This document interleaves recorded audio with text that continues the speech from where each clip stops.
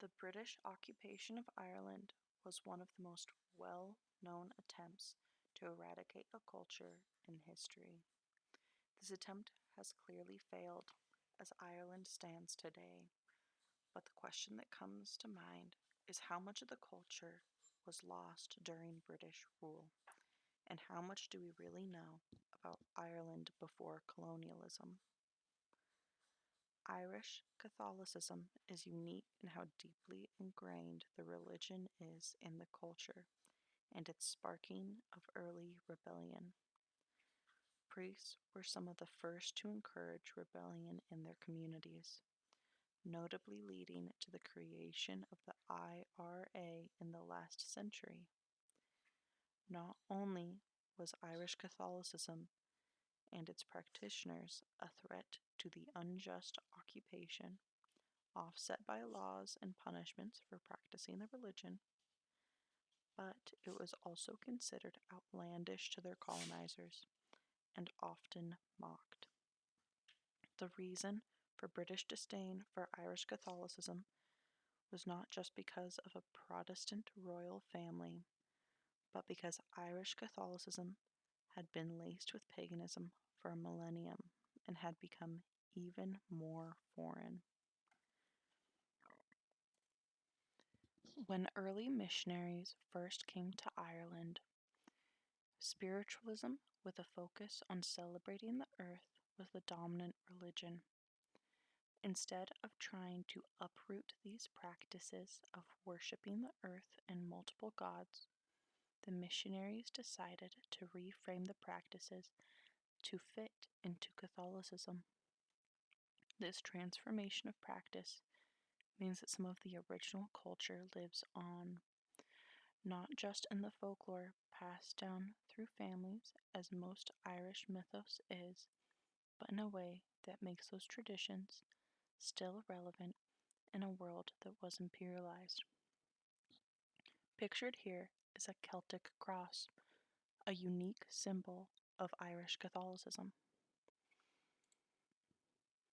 One of the practices that still lives on is the idea of holy wells. Originally, these were sites where Irish pagans could go to worship the land at natural springs as a gift from nature to help cure their ailments. But Catholicism gave them new meaning. Catholics made these into sites where saints had performed miracles, or maybe for some where a saint had passed, and that same curing of ailments was attributed to divine healing from God. Patrick Logan was a physician who chose to research pilgrimage to the Holy Wells and publish his findings in 1980 in the book The Holy Wells of Ireland. He discusses the history of the wells, the special attributes of each well, and goes into detail about the religious association of the wells. He does not cover each well in Ireland, but he is able to create a good starting point to what the wells are and represent. It is important to note that his work may not be trustworthy, as it is based in surveys and an oral history, and Logan could have a stake in increasing the tales to pad his other book, Irish Folk Medicine. He even misspells some Irish words in the book, so I would not consider him an authority on Irish lore. Instead, we can use his work to acknowledge that the practice did not die out in Christianity, but was transformed. Even the gods and goddesses associated with paganism did not get fully wiped out. Catholic saints are said to have performed miracles during their life, and they are officiated after their death. They are a cornerstone of Catholicism, and one that Christian missionaries knew could be used to adopt Irish gods and goddesses. Saint Brigid and the goddess Brigid can be attributed to be one of the same. Brigid was a goddess who represented three attributes. In some stories, it is said that there are three Brigids, referring to them as sisters. One of the forms of Brigid was a goddess who focused on rebirth and healing. A reincarnation of her would benefit the shift from paganism into Catholicism. Saint Brigid's tale is that she was a pagan born woman who converted to Catholicism and spent her life bringing pagans into the religion. Instead of a triple goddess with attributes of spring, we now have a saint that gives the lost new life in a new religion, making them born again. Saint Brigid is a uniquely Irish saint, with Logan even attributing 11 wells he visited and surveyed to be associated with her.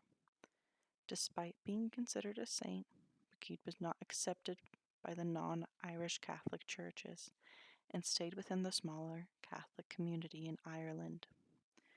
When she was finally accepted, non-Irish people did not associate the saint with Ireland and instead said that she was a Scottish saint.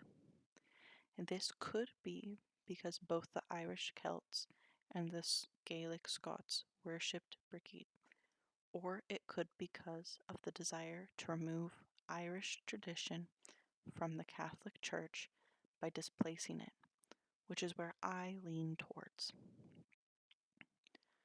Not all of the pagan traditions survived, unfortunately, with some dying out within the last century and others being exterminated long before.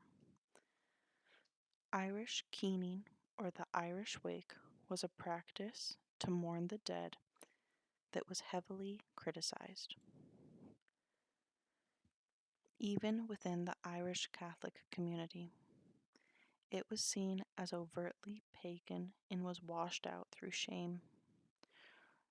Sean O'Sullivan published Irish Wake Amusements in 1961 and detailed his experience of the tradition: dancing for the dead, drinking for the dead, wailing for the dead, all things to grieve based on the traditions that were passed down to them. It was not meant to be a solemn affair, but a riotous celebration where people engaged in horseplay, while a woman, some of which were hired for this position, would wail for the dead like a banshee. It is clear why this would be seen as pagan when compared to traditional Catholic wakes that were meant to be heavy with mourning, and this difference made it easy to shame the practice out of existence. Not every tradition can be preserved, but there are still remnants of paganism that live within Irish Catholicism. The fact that the Irish incorporated so many of the traditions into the religion is what made it unique and what made it a target for criticism. Most of what remains is passed down through families and are held close to their hearts. And I think the Celts would be happy to know that not everything was exterminated under British leadership and laws. That has been my presentation on Irish tradition and Irish paganism that lives on within the Catholic Church. Thank you.